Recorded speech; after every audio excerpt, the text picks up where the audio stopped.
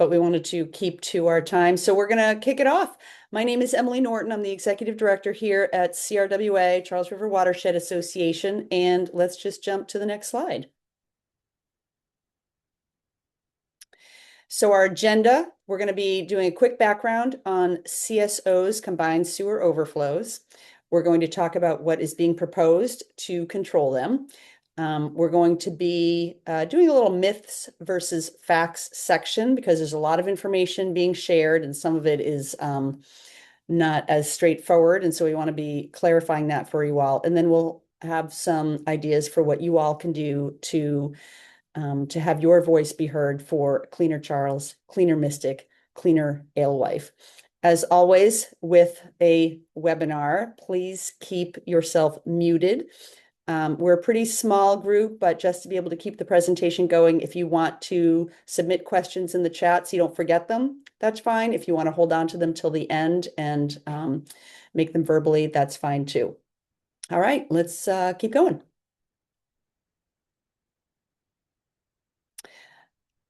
I already introduced myself. The other speakers here are Isaiah Johnson from MyRWA, Mystic River Watershed Association, as well as Julie Wood, who is the Climate Resilience Director at CRWA. So first, some quick background about the issue we're talking about. The public has been promised clean rivers for a long time. In our watershed, the lower basin of the Charles used to have, we believe, 7 beaches, and the last one was closed in 1949, a long time ago. 1972, the Clean Water Act promised fishable, swimmable rivers by 1983. I was in junior high then, so that's been a long time. Fast forward to 1995, the EPA Clean Charles Initiative promised a swimmable Charles by 2005. Again, we have not met that target. And then just last year, the governor's biodiversity plan called for reducing and eliminating CSOs. So members of the public have been promised a swimmable Charles, swimmable Mystic, etc., for a long time, and it's time to deliver on those promises. You're going to hear the term long-term control plan. Just want to give some background on what that actually means. Under the Clean Water Act, you can't just dump sewage into our rivers. You have to have a plan to reduce those. That's the terminology that's used. Long-term control plan sets targets for pollution reduction in terms of both activations and volume. So the number of times it happens, and then how much volume of waste is in those activations. And progress is monitored by modeling system conditions, during what is called the typical year. And Isaiah will be getting more into what that means later on. Just so you're aware, the original Boston Harbor lawsuit is still ongoing. And the goals of the last long-term control plan have not been met. And so that is being actively litigated. What we're talking about now is a draft updated long-term control plan that was released in April, and it would dictate the next many decades of projects that happen. So stakes are very high for what we're talking about now. And the terminology is level of control. What level of control are they required to meet in coming decades? Just as a reminder, this is an environmental justice issue.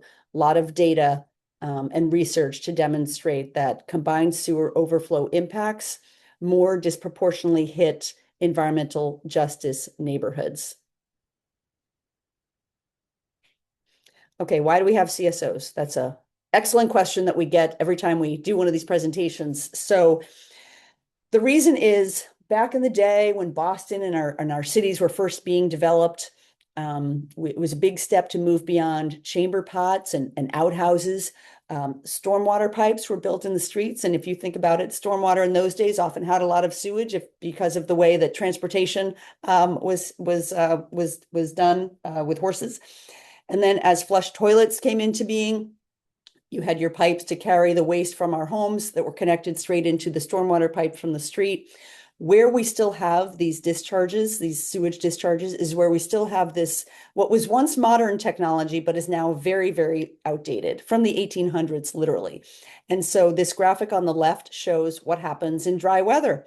You flush your toilet, you wash your clothes. It all goes to the Deer Island treatment plant. Great. Unfortunately, that when you have wet weather, especially big storms, your stormwater from the street, rains, goes into a storm drain, carried to a big pipe, combines with the waste from your home or your business, etc. And the pipe cannot handle the volume of all of that water and wastewater. And so if it wasn't released into the Charles, the Mystic, the Alewife, you would have sewage backups into people's homes and businesses or the streets. That's obviously unacceptable. So that's why this still happens. Much of the cleanup of the Boston Harbor and our rivers has entailed separating these systems. Where they haven't been separated yet, it's very expensive, it's very complicated, it's under buildings, it's attached to buildings, etc. In contrast, whoops, the previous one, please. In contrast, what does a separated system look like? You flush your toilet, you wash your clothes, it all goes to Deer Island. It rains, it goes into storm drain, it all goes to your local water system. Where they have separated, this is more what they look like, or in cities that never built combined systems, this is what it looks like. Next slide, please. In terms of the solutions, which we're going to get into, this graphic shows that an important possible solution is something called nature-based solution or green infrastructure, where the green area here, what that signifies is when you can be taking the storm water and instead of having it go into the storm drain, redirecting it so it's infiltrated into the ground. It's a way to reduce that peak, because this really is a timing issue. It happens during big storms. If we can be reducing the amount of water that even gets directed into a storm drain, more like replicating what nature does, right? Sending it into the ground, that is a good thing. This is not the whole solution, but this is something that more people should be aware of and that we should all be advocating for. And we would like to see more of in these solutions from MWRA in Cambridge and Somerville. So here's a map of where all of the sewage discharges are happening on the Charles. 9 areas along the main stem, and then 1 in the Muddy River. Next slide, please. And with this, I'll turn it over to Isaiah. Hi, everybody. My name is Isaiah. I am the communications manager for the Mystic River Watershed Association. And very grateful to Charles River for collaborating with us on this presentation. Wanted to sort of start by showing where these outfalls are on the Mystic River. Just like the Charles, there's a bunch along the main stem. And a lot of those are actually not included in this long-term control plan. So you can see the red oval here is the CSO outfalls that are included in this long-term control plan. So it's not addressing the ones on Chelsea Creek. It's not addressing the ones that are toward Boston Harbor. Though very importantly, it is really focused on the ones that are along Alewife Brook. There is one outfall on the main stem of the Mystic River that's part of this long-term control plan. It's currently treated, and the difference with the Alewife Brook outfalls is that all of those are completely untreated CSOs. So this is really raw sewage that's not receiving any chlorination, any killing of bacteria before it reaches the Alewife Brook. And of course, Alewife Brook is part of the Mystic River Watershed, so all of that untreated sewage goes first into Alewife Brook, but then eventually reaches the Mystic River. Next slide. So wanted to talk a little bit more about this concept of the typical year, just because it's really important to understanding the different plans that are being proposed by the project teams at the Water Resources Authority in Cambridge and Somerville. So this is a standard method for assessing CSO planning and compliance. And what it is a simulation of a full year of rainfall. So it's not kind of like taking average rainfall across the years and sort of doing a flat average. It's actually taking into account all 365 days that we see in a year, some of which have no rain, but some of which have storms of various sizes and of different intensities, and trying to create a computer model that represents what rainfall looks like over the course of a typical year. It is usually based on historic rainfall records, but credit where credit is due, the project teams in this case are taking into account the impact of climate change and are projecting out 25 years in the future to a 2050 typical year. So they're holding up the different plans that they're proposing, the different sort of engineering solutions on the table against what we predict a typical year of rain and snowfall will look like in the year 2050. And so what is the plan on the table? The updated long-term control plan for CSO reduction was looking at 5 different options and what we're sort of calling level of control. So it's taking this like typical year idea and then also looking at some very large storm scenarios and targeting those for how we want to, or how these project teams are thinking about engineering solutions to sort of meet that threshold for amount of water. And so it was across these 5 levels. The first is some CSOs in a typical year. So a plan that would, even in this computer model typical year, allow some sewage discharges. The second level is no CSOs in a typical year, which, and I'll talk a little bit more about this later, but it's really important to understand that that actually doesn't mean total elimination of CSOs. It is sort of using that computer modeled year, but as we know, years look really differently. And then above that, they're looking at 5-year storms, 25-year storms, and then also full CSO elimination through sewer separation. Though it's worth noting that when you separate out the sewers, you have to deal with the stormwater somehow, and so that introduces some complications. So what plan did they choose? Well, last fall, if I could get the next slide, we got word that the plan that they were considering was this first level, some CSOs in a typical year. And we, as Charles River Watershed Association and Mystic River Watershed Association, as well as the organization Save the Alewife Brook, thought this was very unacceptable. And luckily, a lot of you community members also thought this was unacceptable. And so we wrote letters. Lots of people wrote letters to oppose the some CSOs in a typical year plan. And actually, if you could advance the slide, we're going to cross that one off. And then this spring, the project teams went back to the drawing board and ultimately at the end of April, put forward a draft plan that was this no CSOs in the typical year level of control. Now, I want to be really clear that as sort of Mystic River Watershed Association, I think I can speak for the Charles as well, our ultimate goal is getting rid of sewage pollution. And as we'll talk about a little bit later, a no CSOs in a typical year plan doesn't actually accomplish that. And so we are continuing to advocate for better and more ambitious plans to tackle this problem.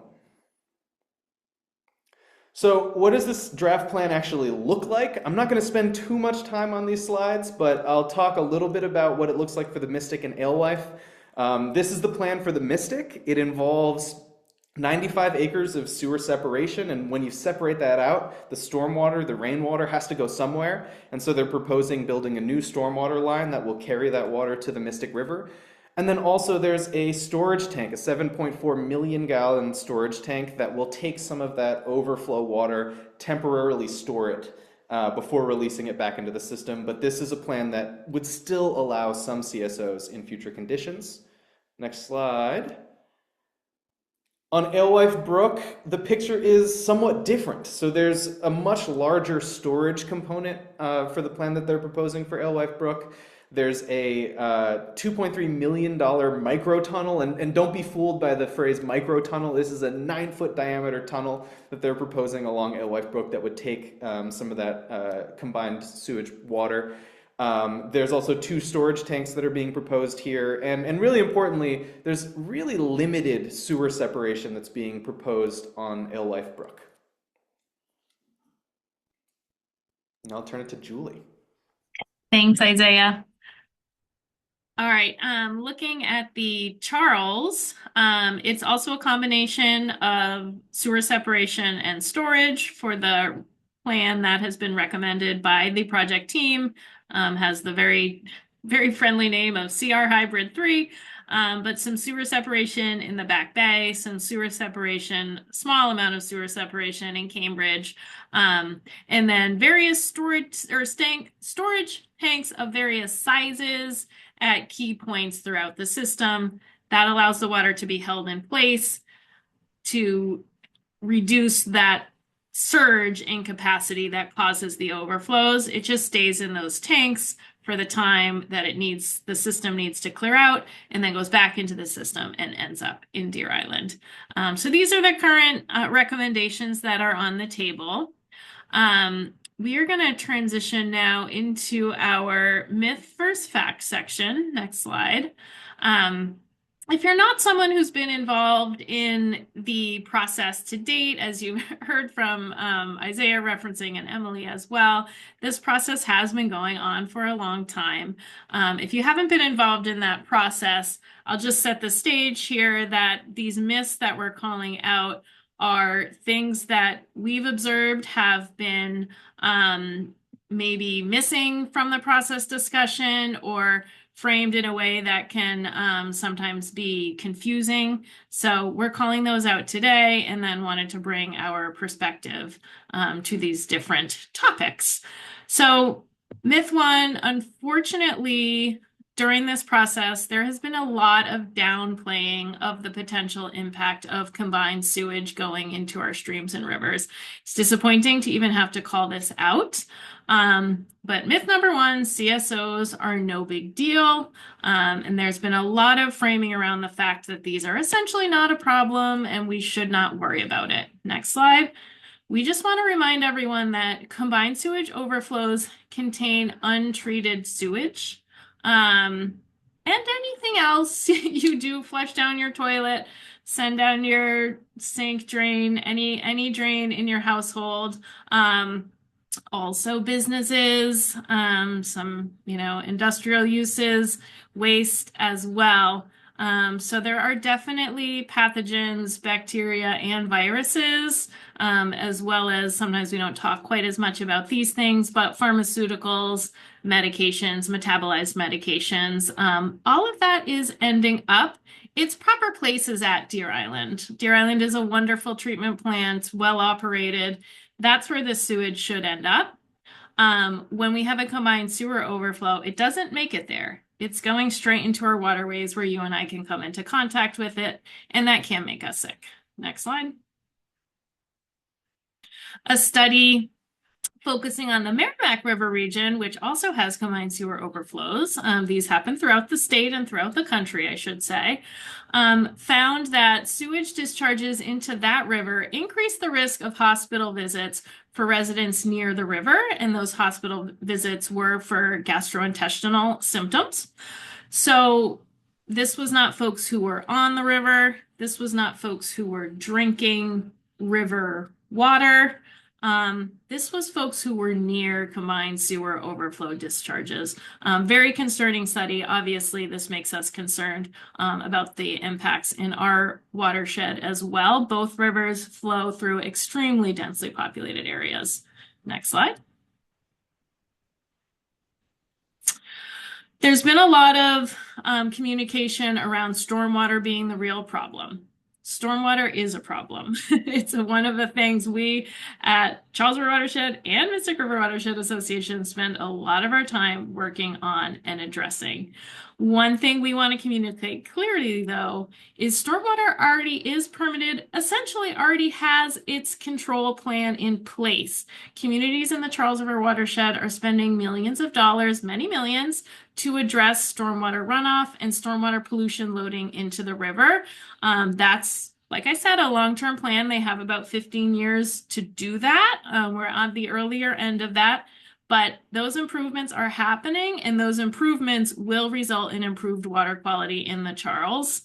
We need combined sewer overflows to make the same changes and really bring those levels down to the level of complete elimination. There's no place for sewage in our rivers and streams. Next slide. Again, with the blaming of stormwater, we wanted to highlight that they are different. Stormwater is a much more frequent problem. So if you're only looking at how often pollution violations occur, you will see stormwater as your big enemy because stormwater happens every single time it rains. That's not the case with combined sewer overflows. They really only happen in very large rainstorms or very intense and severe rainstorms, actually like we had end of last week, I believe it was. So they're less frequent than regular stormwater runoff, that's for sure. They're more severe. Remember, that's where we're finding this raw, untreated sewage. So when you're looking at the severity of the pollution that's going into the river, the combined sewer overflows are really quite a concern. We can't blame that all on stormwater. So yes, stormwater is a problem. Yes, it is happening more frequently. But let's not forget combined sewer overflows are extremely impactful and can have severe consequences. And Isaiah has some data, I think, on the next slide to just further underscore this point in the alewife. Yeah, so excited to show you this graph. And if you look at the graph, you'll see that there's a dotted red line. So what that dotted red line represents is the threshold for when the amount of bacteria that's going into the Alewife Brook and the Mystic River is exceeding the sort of public health threshold for how much bacteria should be going in there.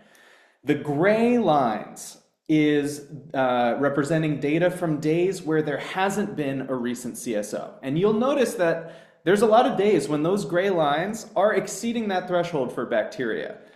But what I want to pull your attention to is the red lines, which these are representing days when data was collected within 48 hours of a combined sewer overflow activation.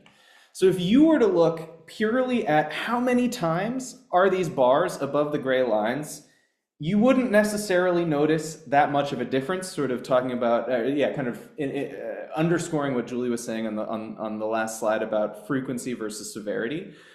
But I would challenge anyone to look at this data and say that combined sewer overflows are not having a more severe impact on our water quality, because you can see when it's been 48 hours after a CSO, the level of pollution, the amount of E. coli that we are sensing in the water is many times higher than the other days that we're testing. And you might think that this is just because those non-CSO days represent dry days. But actually, if you advance the slide one time, if we look also at just the wet weather days, so just days when there's been 0.15 inches of rain or more in the previous 48 hours, this result is actually the same. We still see much higher bacterial concentrations on days within 48 hours of a combined sewer overflow outfall compared to even other days when it's rained, when there hasn't been CSOs. And so what we really want to underscore here is that even though stormwater is a significant source of pollution in the Mystic River and in the Charles River, and as well as Alewife Brook, combined sewer overflows are a unique source of pollution, a really severe one, a dangerous one, and we think it's inappropriate to understate the impact that this pollution has. Next slide. So I would say we consider this myth to be busted. Dumping untreated and partially treated sewage into the river via CSOs is a significant source of pollution on the Charles, Mystic, and Alewife.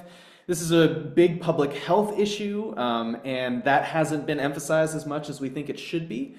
And we can and must address both stormwater and CSOs. One thing that we've heard in meetings is that if you were to solve the CSO issue, you wouldn't be able to swim in the Mystic and Charles every day. But I think the counterpoint that I would offer to that is that you cannot have a swimmable Mystic or Charles without addressing the CSO issue. So we have to work on this problem?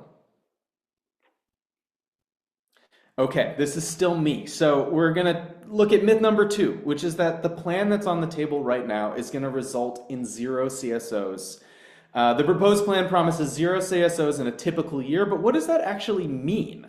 We want to argue that that does not look like 0 CSOs. So yeah, we'll take a look at that in the next slide. So this is some data that is showing how much sewage is coming into the Charles River right now. The 10 active outfalls in the Charles over the course of the year of 2024 produce a total of over 47 million gallons of combined sewage. This is well above the allowable threshold under the current plan and permit, which is 13.1 million gallons. And we see this most years. So typically the amount of sewage that's going into the Charles is much more, and the same holds true for the Mystic. Next slide, please.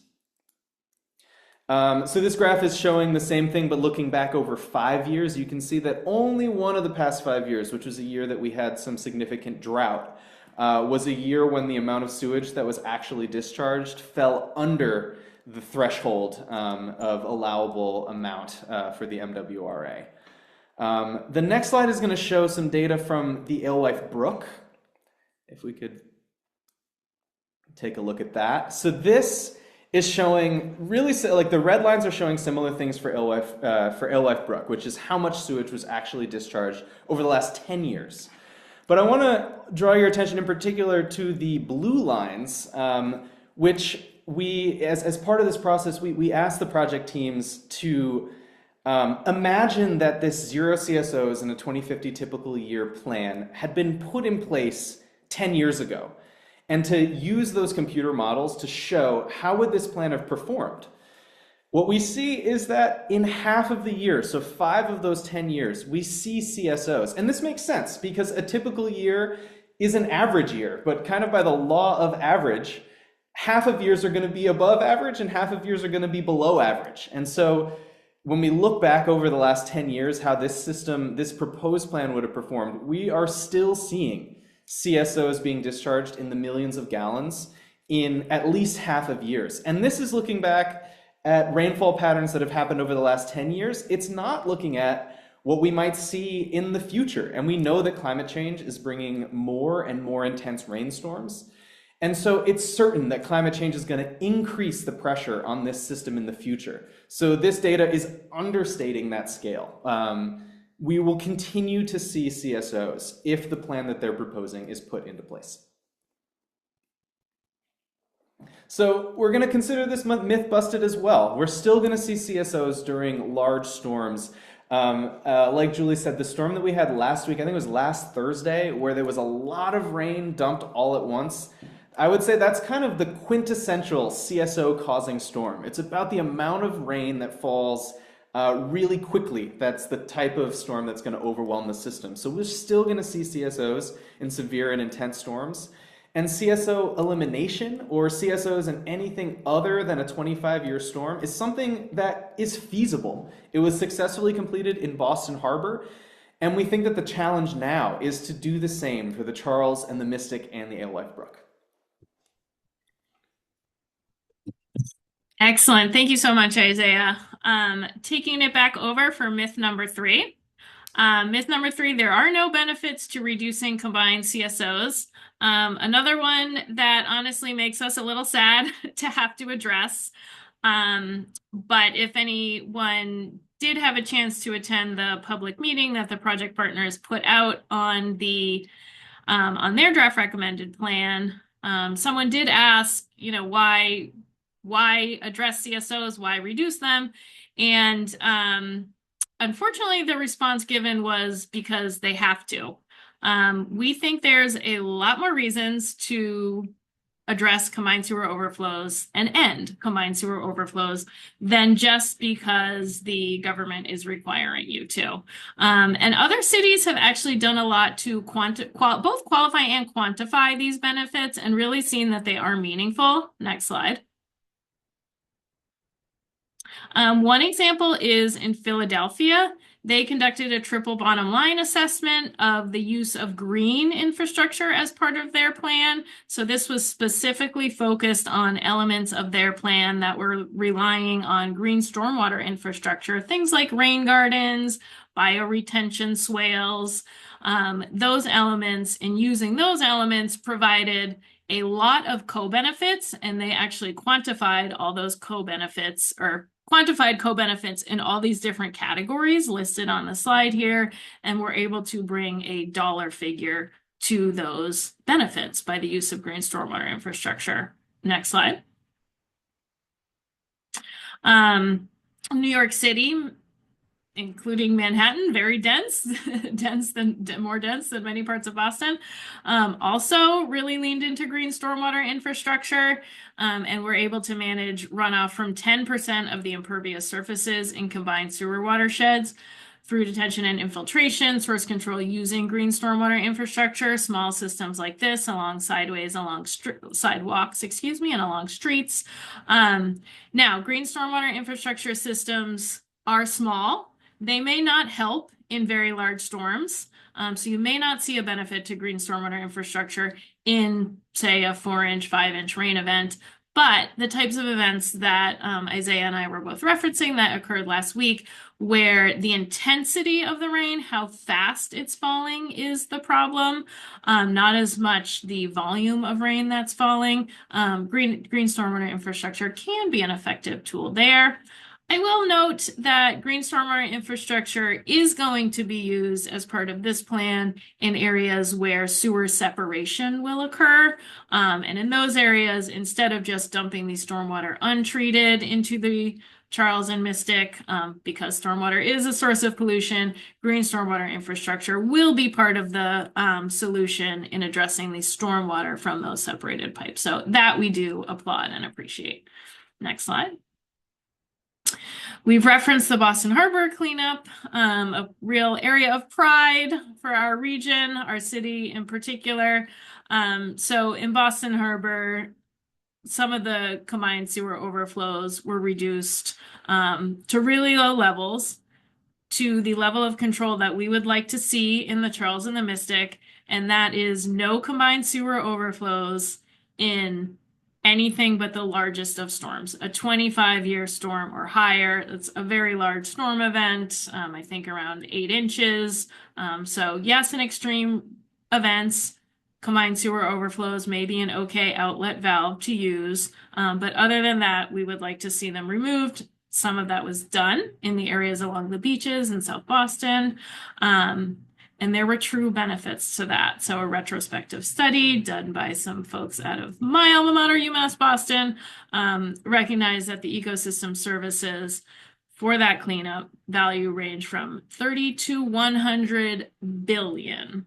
So I would say that's a benefit to combined sewer overflow reduction. Next slide.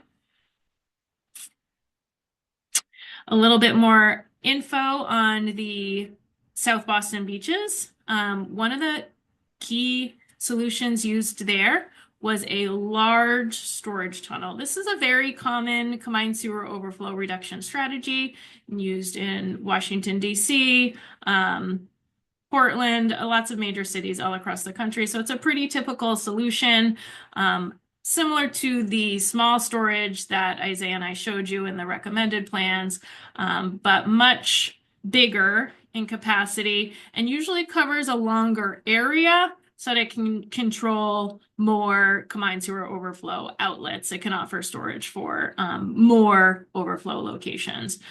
So the North Dorchester Bay Storage Tunnel completed over 10 years ago. About $225 million was the cost, and got to that 25-year storm level of control for a lot of sites. Next slide.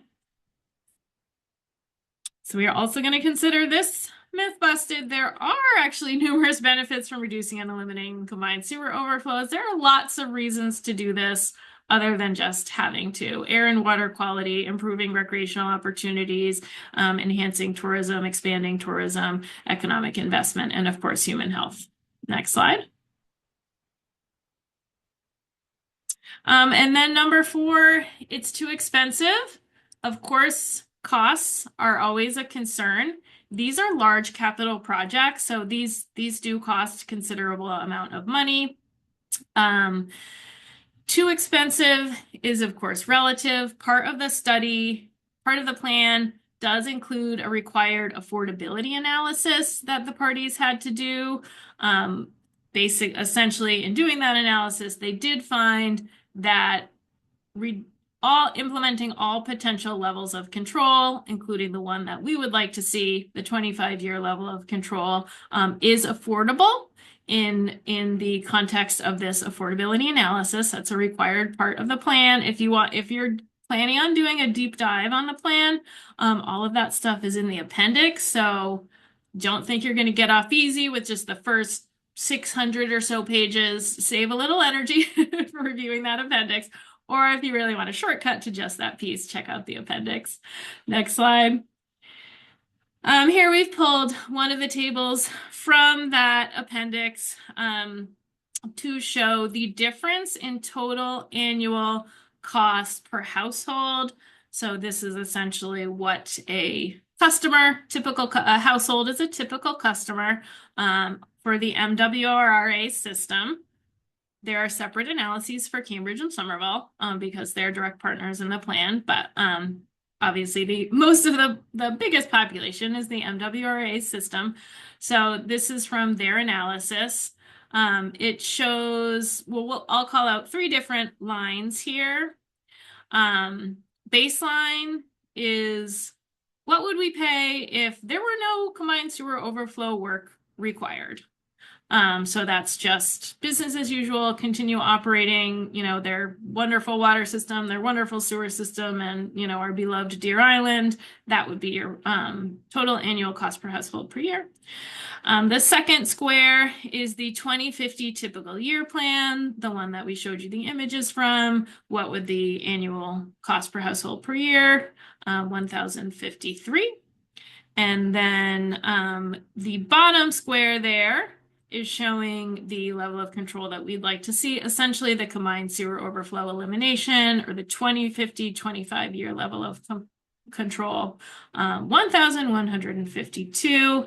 The difference between their recommended plan and the plan we'd like to see being $99 per household per year. Next slide. This is the MWRA system. If you're not familiar, if you quickly want to reference whether you're part of that system or not, they have some communities that get water only, some that have both water and sewer service, some only sewer, and then some a bit of a mix in between. As I said, the MWRA system has a much larger population than the Cambridge only or Somerville only, as it's spread all across this area. Next slide. So again, we're going to have to consider this myth busted, that $99, a medium Dunkin' iced coffee and bagel with cream cheese just once a month. Who among us hasn't run out the door too quickly to have breakfast and relied on this delicious combo? Or one cannoli per month. So it's about $8.25 per month. So with that, I will hand it back to hand it back to Isaiah. Thank you. Well, myth number 5, we're going to keep it short and sweet. Is this the best plan in the world? It's true that Greater Boston is leading the way in some ways, taking into account 2050 typical year, really pushing hard to work on this combined sewer overflow issue. But when we compare this work to work that's happening in other cities across the country and across the world, there are some cities that are way behind Boston, but there are some cities that are ahead of us.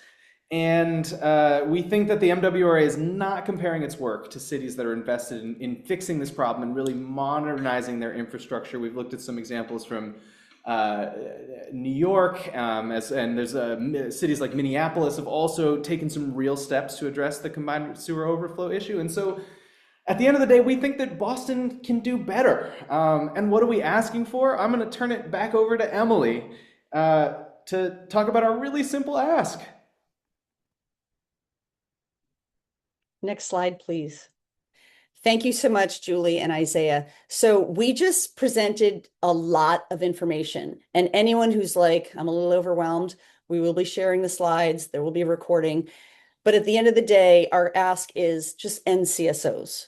Let's stop dumping sewage in our rivers. Let's stop with the 1800s technology. Let's stop treating our rivers like a toilet. And we really can do this. And it can sound like a lot of money, but that's what MWRA does. And in general, that's what infrastructure is. We spend money so that we can have modern, safe, healthy lives. The town of Lexington is spending $700 million on a new high school.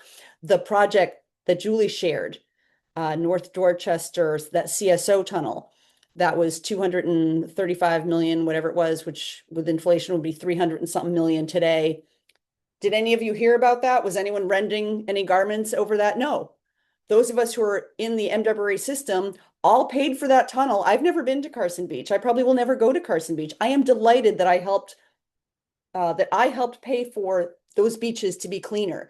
That's all we're asking here is let's work together to pay for a modern society, healthy, clean rivers. So, and we really can do this. Other cities are doing it. We can do this here. Why is that not happening? Move ahead, please. The next slide. Because they don't think you care. So I've attended many, many MWRA meetings, and with all respect to them, they think that you don't want to spend this money because they're not hearing from the public enough. And that's why we're doing these webinars. That's why we have a whole campaign. So our ask to you is if this is something that matters to you, and it obviously is because you're here, take action. If it's just CRWA and MWRA, CRWA and MyRWA saying, do this thing that we want, that's not going to get anywhere. However, if it's thousands of folks reaching out and saying, yeah, it is worth it for the cost of the cannoli per month to do this, that's how we're gonna make a difference and get the result that we want. So we'll be sharing these, but take action at our cutthecrapcharles.org page. Next slide, please. MysticRiver.org/CSOs as well for those in the Mystic and the Alewife system. And again, we'll be sharing these. Next slide, please. And we're going to be getting the word out in any way that we can. When I was a baby activist, people used to read the newspaper. That is not the case anymore. That's why you're seeing our Cut the Crap campaign on your social media, on the subways, on digital ads, et cetera, et cetera. So we're pulling out all the stops to help people be aware of this. And we're going to continue to do that, not only in the Cambridge and Boston and Somerville and Arlington area, but beyond. We really need those other communities, as you saw on the MWRA map, that are also being asked to pay for this. They need to understand. And I can tell you from our experience, when we do outreach to folks beyond, they also care about the Charles River. They don't want to be supporting more sewage in our rivers. So that's what this campaign is about. Next slide, please.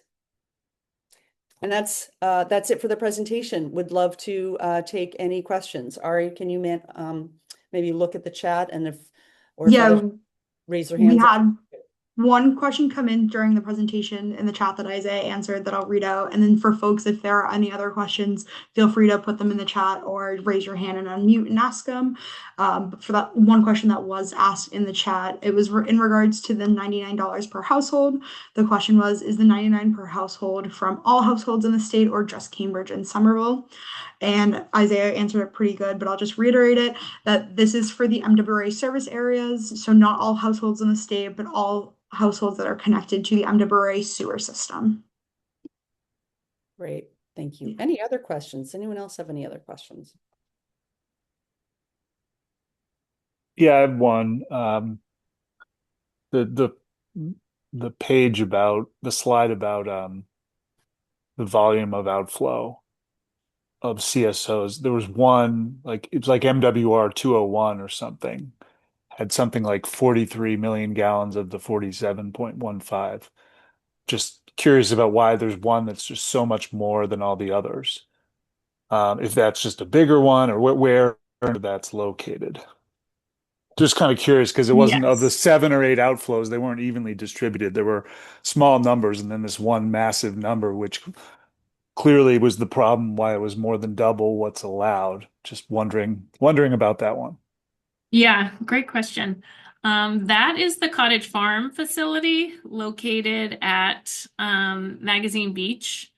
They actually do, MWRA does tours there every once in a while. It is worth checking out. It's pretty interesting piece of infrastructure located right along the banks of the Charles. It's a pretreatment facility, what we like to call a partial treatment facility. But it is by far the largest overflow point in the Charles. In any year, that's not a rarity for that year. It's always the biggest. So what happens there is they use it just for storage. So if they can just hold on to the water for enough time to reduce an overflow, that's what they'll do. If that storage piece isn't enough, then they will do some partial treatment there, which means that they sift out the solids or attempt to sift out the solids, put chlorine into the combined sewage, and then dechlorinate, and then discharge it to the river. Great, thanks, Julie. And then I see Steve, you have your hand raised if you want to unmute. Yes, thank you. It's not a question, it's a comment. First, this was a terrific presentation. I learned a lot, so thank you very much. Secondly, there are several electoral contests happening now at the state level. Senator Pat Jalen's seat is up for grabs, and Representative Christine Barber's seat is up for grabs. And I know their area includes Somerville, Medford, Cambridge, etc. In this area, and I know there are candidate forums going on. There's one coming up in Medford, for example. It would be a great opportunity for folks to raise this issue with the candidates and see how they stand on CSOs. So just a suggestion. And I hope the timing is right, that we're looking at next year's legislative calendar, of course, and getting them on record to support no more CSOs would be a good idea. So just a suggestion. That's a great suggestion, Steve. Thank you so much. There's also another suggestion that I don't know if there's any other Jim and Marjorie aficionados on this webinar. I'm obsessed. That's a great opportunity when the governor is on once a month to call in. We've had people call in before. She gets a lot of calls during that time, but the more that call in, the more likely, and that would help the listening crowd also learn about the issue and hear that people are concerned about it. And while I think of it, I overlooked thanking our allies that are on this call and beyond, Mass Rivers Alliance, Charles River Conservancy, Neponset. We are so grateful to you all and the dozens of other groups who have sent letters to MWRA and also been part of supporting getting rid of sewage in our rivers. So thanks to our folks that are in here. Yes, as Carrie says, we're all in this together. Any other questions? Well, if not, thank you all so much for being here, and we absolutely can do this. We know that we can do this, and just everything that we've talked about here is how we're going to do it. People power. So thanks all. Together we can cut the crap. And we'll follow up with the slides from today and the recording for those who joined late or who are interested. But thank you all for joining us today.